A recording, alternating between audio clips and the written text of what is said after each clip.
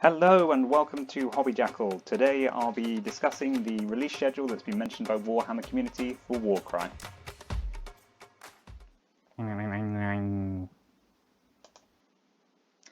So on Warhammer Community today they've mentioned that Warcry is going to follow a strict release schedule and they're going to be releasing content every 3 months.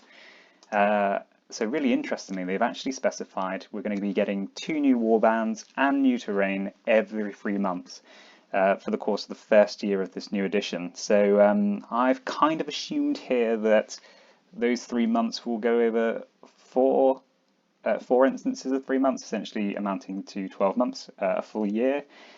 It might only be 3 of these if they're counting this as kind of one part of that. It depends how you add up the full year. Anyway, this is exciting and sort of gives us an idea of when we can expect content, and great to know that we're getting new terrain on a regular basis. So yeah, so I've kind of just broken down the dates as well. It's coming thick and fast, Warcry stuff, so it seems really likely they might even put the pre-order on this weekend, if not next weekend. Feels like a dead set. So we've got a July-August release of Heart of Ghur. Willing to bet on that. And that means that we can expect the next couple of warbands to appear around October-November time, then January-February, and then April-May, with potentially a final couple in July-August next year. So yeah, it builds my confidence in Warcry in this new setting. They did specify it's all going to be Gnarlwood focus, so they're building this setting in Ghur. Interestingly, I had a look at the number of warbands on the map. So I did a previous video which you can check out, kind of wish listing, kind of predicting what we might get. On the right hand side of the screen you can see the Chaos Legionnaires, which I've chatted about, which we do know are coming.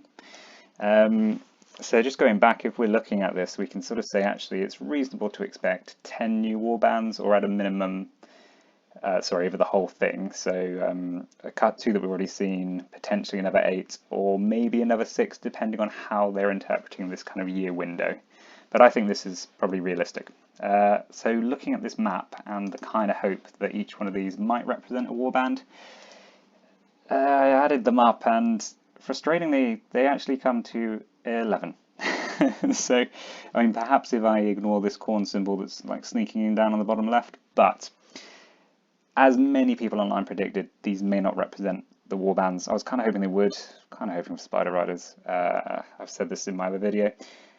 But it might still give us an indication. Some of these might be indications of the kind of areas that we're going to be looking at. Maybe we'll have a spine crawler web. Maybe there'll be some more of the Gnarlwood. So yeah, it's still going to be interesting to see.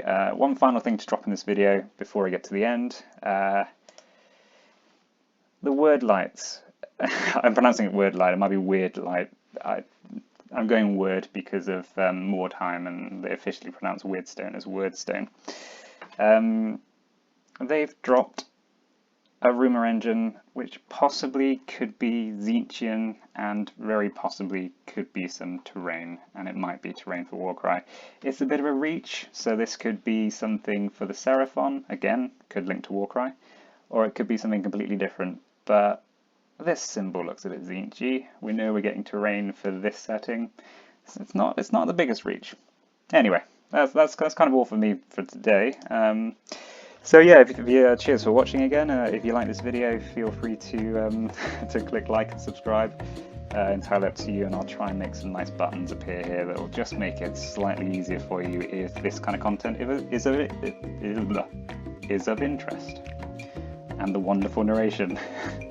Right, anyway, Warcry's cool. Looking forward to seeing more stuff. Ciao.